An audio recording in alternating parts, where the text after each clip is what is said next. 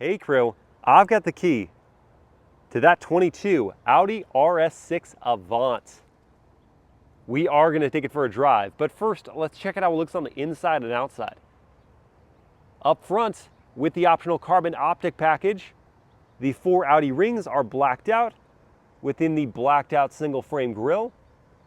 There are standard LED matrix headlights with LED DRLs and sequential turn signals. Down low, there are functional inlets to the heat exchangers, these carbon fiber side blades within the functional air curtains, and there's a carbon fiber front splitter, again with the carbon optic package.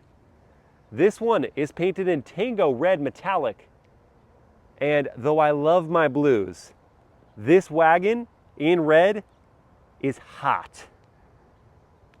From the side, the RS6 Avant as standard gets 21-inch wheels.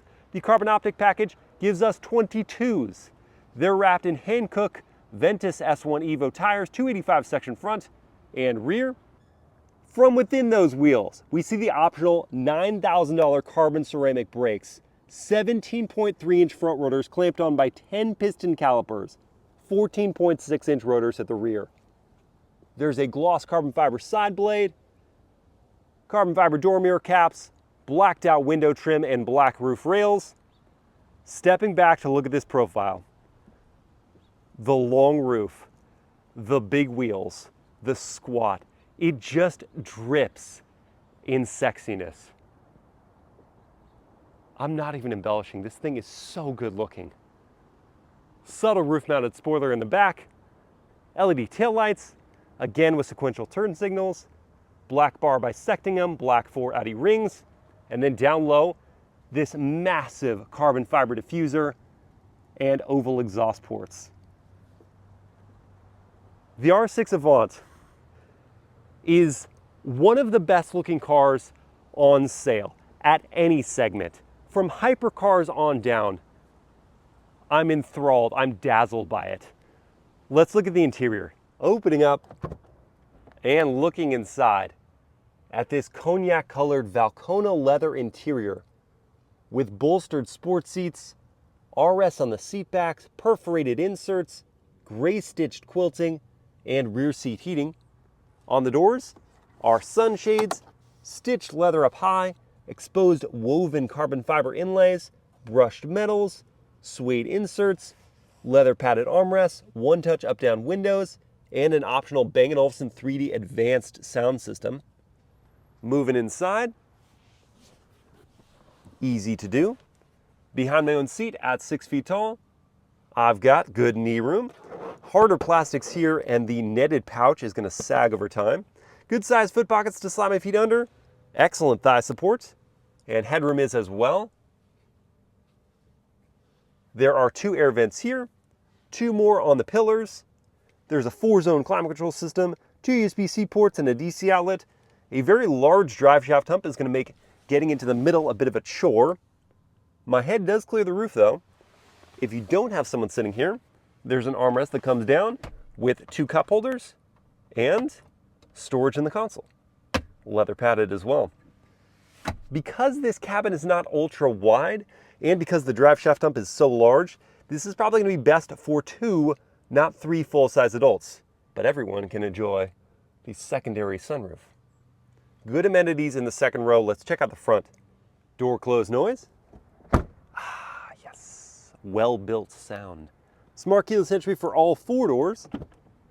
Looking up front, there are more aggressively bolstered sports seats. They're heated and ventilated now. You get power adjustments, aluminum foot pedals, RS aluminum tread plates that illuminate. 2-position memory for those seats. More of that woven carbon fiber and same materials as the second row. Power adjusting and power folding door mirrors. Pull this tab to open up the lift back. And here that long roof wagon design yields 30 cubic feet of space. You can pull tabs on either side to fold down the rear seats 60-40 for just under 60 cubic feet of space. You don't get a spare tire or storage underneath the floor, unfortunately. You do get a DC outlet and adjusting tie-down rails, plus a power close and lock feature on the tailgate, which closes up rapidly In the driver's seat, there is a perforated leather wrap steering wheel, feels excellent in the hands, looks like it means business with that RS flat bottom there. These controls are for the reconfigurable Audi virtual cockpit system. There's a head-up display, stitched leather up on the dashboard with that executive package, more carbon fiber twill above, lots of gloss black there. Here on the console, it looks excellent when new and clean, but it quickly smudges, collects dust, and scratches. There's a perforated gear selector here, 2 cup holders, a DC outlet under the leather padded armrest. We find a wireless smartphone charging pad, 2 USB-C ports, just a bit of storage though. You do have an extra cubby here if you want to stash your wallet. There are 2 screens to use. You got a 10-inch touchscreen up top.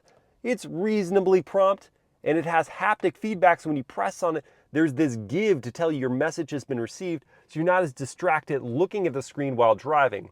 It has wireless Apple CarPlay and Android Auto. Below that is an 8-inch touchscreen that you can store some shortcuts in, and it has all your HVAC controls. Visibility is fantastic. Really great. And you've got blind spot monitoring with rear cross traffic. The cabin itself, the cognac leather is beautiful. The material quality is excellent. It's spacious. I just don't love all the gloss black. Now let's take the R6 Avant for a drive.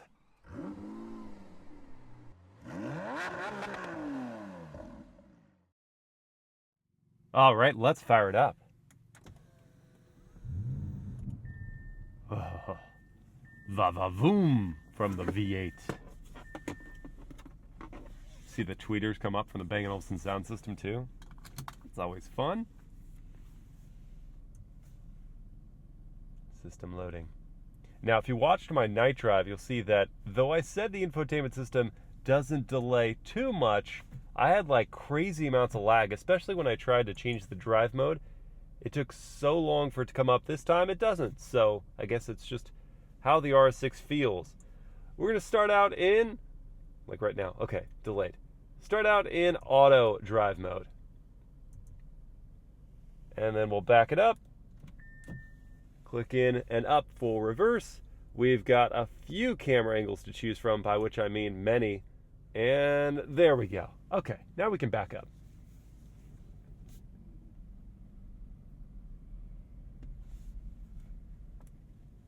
Down and into drive.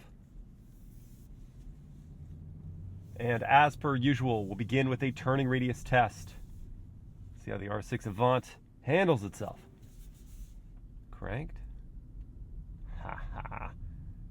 Just a phenomenal turning radius because of the rear wheel steering system that at low speeds will pivot those rear wheels in the opposite direction of the fronts. Turn signal sound. Pleasant. If you can say that about a turn signal sound, it's pleasant. And we'll wait on the world famous horn test until we get around this curve. All right, clear here for the horn test. Quiet. From in here, at least, that is a quiet horn. Maybe it's like leaning into the sleeperness of the car, so you won't even like hear the horn either. Let's talk about the powertrain. 4.0 liter twin turbocharged V8. It makes 591 horsepower and 590 pound-feet of torque. It is routed through an 8-speed automatic gearbox to the Quattro all-wheel drive system. Here in auto drive mode, the throttle tip-in is gentle, the power is abundant,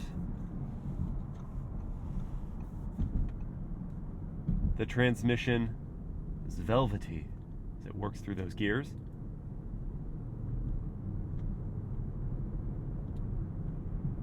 We have on this model RS6 the dynamic ride control suspension. So as standard, the R6 Avant gets an adaptive air suspension, but the dynamic ride control swaps out the air bladders for steel springs and 3-position fixed dampers. So you don't have the constantly adjusting dampening system. Instead, you've got the 3 different levels. And here in auto mode, comparing this to the air suspension R6 Avant I drove last year, it's certainly firmer. However, it's not in any way rough. It takes those bumps very well, not disrupting the cabin. You're just actually feeling like you're more connected to the car while not trading off a lot of the comfort. The seats are on the firmer side, but we'll see how well they hold me in place when we get into some high-speed maneuvering, which is going to be up next, along with a 0 to 60 test. But quickly before we do that, I want to make mention of one little tedious thing about the R6's start-stop system. So as you're creeping up to a stop, the start-stop system, when on, actually kills the engine before you get to that stop. And because it rolls the vehicle forward, when you apply braking, you can't do so in a perfectly smooth way. It kind of just lurches at that last little bit. You can, of course, go in here and turn off the start-stop system, but I would also expect that by going into dynamic drive mode, it would kill the system by itself, and it doesn't. You have to hit the start-stop, the auto start-stop every time you get behind the wheel of the car. So the little bit of braking at the very end of a stop with start-stop on is somewhat annoying. Now to the fun stuff. It's time for the 0 to 60 test with launch control. So I've got my race box set up here. I'm going to change it up, go into dynamic drive mode. Then I'll hit the traction control button once. For sport traction, the start-stop system is turned off. I'm now going to hold my foot hard on the brake, pin the throttle, build up some revs, and then immediately following the 0 to 60, we are going to do a braking test from 60. So here goes.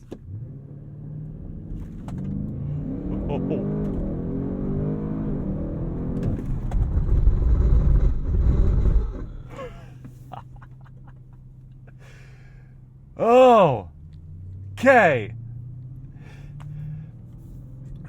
Yeah, that was good.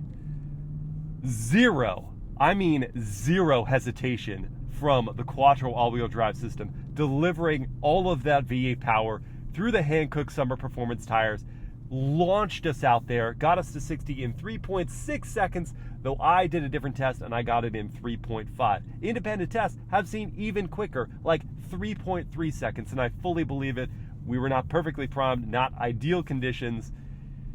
That was amazing. Followed by some incredible braking performance. These carbon ceramics just stop all forward momentum the moment you press hard on that pedal, which resists beautifully to your braking force, giving you all of the confidence in addition to the actual physical braking that's happening. Going and stopping, this car does very well. What about cornering now? I'm now going to hit the RS drive mode, and this is a custom setting where I've configured everything to be in the most aggressive configuration. The throttle response, the shift timing, the steering weight, the engine noise enhancement through the sound system, and finally the sport rear differential, the electronic locking rear diff. So with that, let's get into it.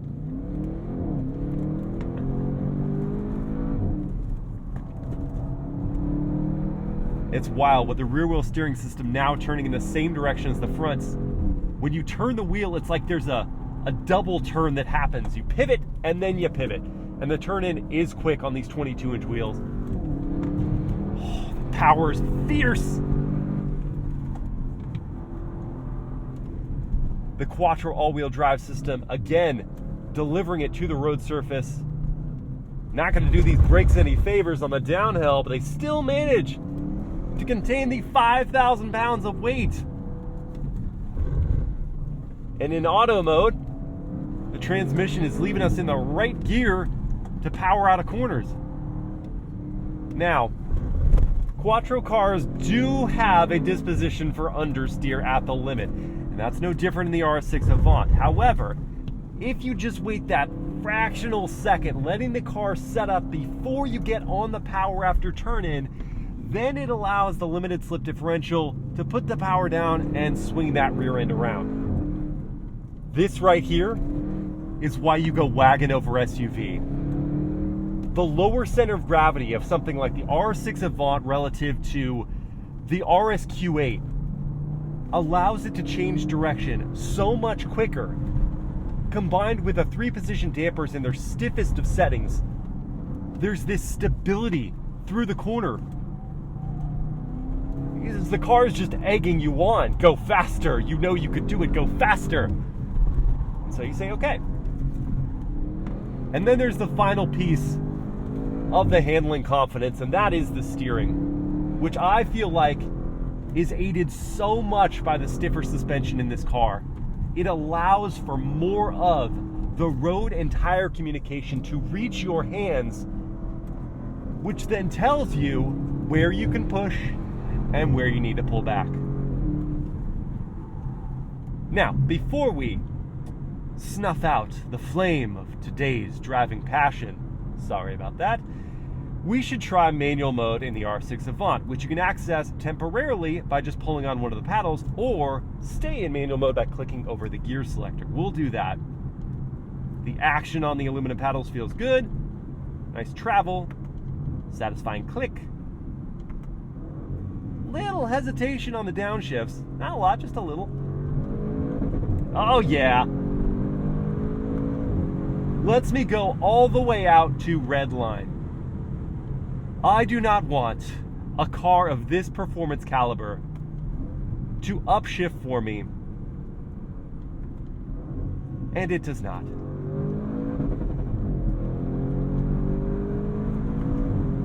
Now, redlining is not something you should do all the time. I'm just doing it here to demonstrate that it's possible. And though I mentioned that the downshifts have a light hesitation, the upshifts do not. What a rocket. The speeds you can achieve in no time at all are dazzling. And I don't know quite how much of the V8 theater is being piped in through the sound system. I know there's some of it, but what you hear is sultry music. This is why people are infatuated with V8s and internal combustion engines. This is what is missing from electric vehicles. Soundtrack soul. Okay. Enough of that. We'll hop back to comfort drive mode, which, while I'm thinking of it, I do wish the drive select was something like a knob on the steering wheel like Porsche does, or AMG has it here as well, because this is like, you got to take your eyes off the road to find it, and it's not a button or a knob, so I digress. Anyway, let's get into pricing and competition now for the 22 Audi RS6 Avant. The starting figure is $117,595, but wait, the one as tested is $145,000. That's a lot of cash. But let's wait to judge that until we talk about the competitors. I'm going to keep it to the wagon, the high-performance wagon offerings. I know that this car would probably be cross-shopped with a lot of performance SUVs as well, but we'll stick with wagons for right now. That Corvette was ripping. The starting figure for the Mercedes-AMG E63S, which is actually out of production as of the 21 model year, and we don't know if it's going to come back, I'm just going to throw it in here, is $113,500. It makes 603 horsepower. It gets to 60 in 3.1 seconds. The top speed is 180 miles per hour. I did not mention the top speed or the fuel economy for the R6 Avant. Let me jog back to that for a second. The top speed of this vehicle, with the carbon ceramics, you have to get those for the top speed, is 190 miles per hour. Cook it. The fuel economy is also cooking fuel.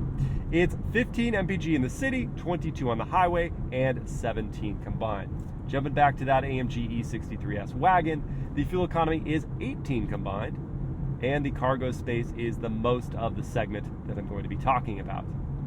Then we've got the Porsche Panamera Turbo S. That one is $185,000 to start. As I'm talking here, let's engage the adaptive cruise control and lane keep assist system. $185,000 for that one. It does make 620 horsepower. It gets to 60 in 2.9 seconds. The top speed is 196 miles per hour, and somehow the fuel economy is 20 combined mpg. The cargo space is tied with this at about 59 or 60 cubic feet of space. Of those models, I probably have to rule out the 21 E63 AMG S for no other reason than it's not produced for 22. If you can find a 21, that's quite a rocket ship, and I would put it high up on my list. I do still think the RS6 Avant looks better than that car though, and it definitely looks better than the Panamera Turbo S. Love that vehicle. It's a raucous performer. Handling is arguably better than this car. The 0 to 60 is better than this car. I love the looks of the RS6 Avant. Not just the way it looks too, but it also being significantly less expensive, even as tested, than that Panamera Turbo S, means that you're getting 9 to 9.5 out of 10 of the Panamera Turbo S's performance in something that is practical, it's comfortable, it's incredible to look at, and it just goes like steak. I love the Audi RS6 Avant. I'm enthralled by it. I'm entranced by it. I want one. I hope you guys have enjoyed this POV drive review, and here's a reminder to watch my POV Night Drive, which will air a day or two after this drive review goes out. In that, you can hear the Bang & Olufsen 3D Advanced sound system and see how the headlights work and all that good stuff. Hope you enjoyed this video. Please like, comment, and share it if you did. Subscribe to the channel, hit that bell to get notified, and I'll see you again next time.